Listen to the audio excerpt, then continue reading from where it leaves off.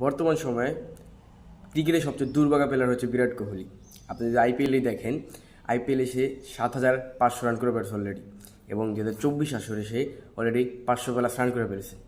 অথচ এই মানুষটাই 17 বছর ধরে কোনো ট্রফি জিততে পারেনি। আরসিবিতে একটানা 17 বছর এই বিরাট কোহলি, এই ক্রিকেটের কিং, এই কিং কোহলি 17 বছর যাবৎ কোনো ট্রফির মুখ দেখতে পারেনি। যদি বলি দিন ক্রিকেটের সবচেয়ে দুর্ভাগা প্লেয়ারকে, সর্বপ্রথম যে নামটা আসবে সেটা হচ্ছে বিরাট কোহলি।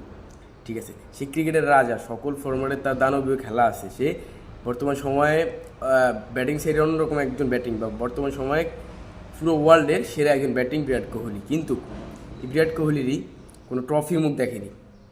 আইপিএলের মতো আসরে সে একটানা 17বার একটা টিমে খেলছে, সেখানে রয়্যাল চ্যালেঞ্জার্স ব্যাঙ্গালোর, যেখানে সে একবারও কোনো ট্রফির মুখ দেখতে পারেনি। বারবার ট্রফি হাতছাড়া হয়ে যেত। সেই বিরাট কোহলি মানে বর্তমান সময় ক্রিকেটের ইতিহাসের সবচেয়ে দুর্ভাগা প্লেয়ার। নিজেকে সে আনলাকি বলতেই পারেন বিরাট কোহলি। আচ্ছা, আপনি আইপিএল বাদ দেওয়া যদি তার মনে করেন যে এই গত 23 ওয়ার্ল্ড কাপ, ওডিআই ওয়ার্ল্ড কাপটা দেখেন, যেখানে সে প্রত্যেক ম্যাচে আবার মানে অনবদ্য খেলা খেলছে। ঠিক আছে, 7 থেকে 8 ম্যাচ প্রায় সে 50+ ইনিংস খেলছে, সেঞ্চুরি খেলছে। কিন্তু সে আনলাকি প্লেয়ার যারা প্লে অফে এক ম্যাচ হারেননি, তারপরে সেটা ফাইনালে এসে অস্ট্রেলিয়ার কাছে হেরে গেছে। ঠিক আছে, মানে যে ট্রাভিস হেড যে দানবীয় ইনিংস খেলছিল, সেই ইনিংসের কারণে কোহলিরা সেই দিন হেরছিল।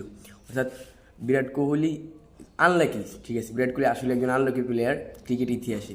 না হয় সেরা হয়েও সে বিশ্বের সেরা অন্যতম একজন ব্যাটিং হওয়া সত্ত্বেও সে ট্রফি দেখতে পারেনি, ট্রফি নিতে পারেনি।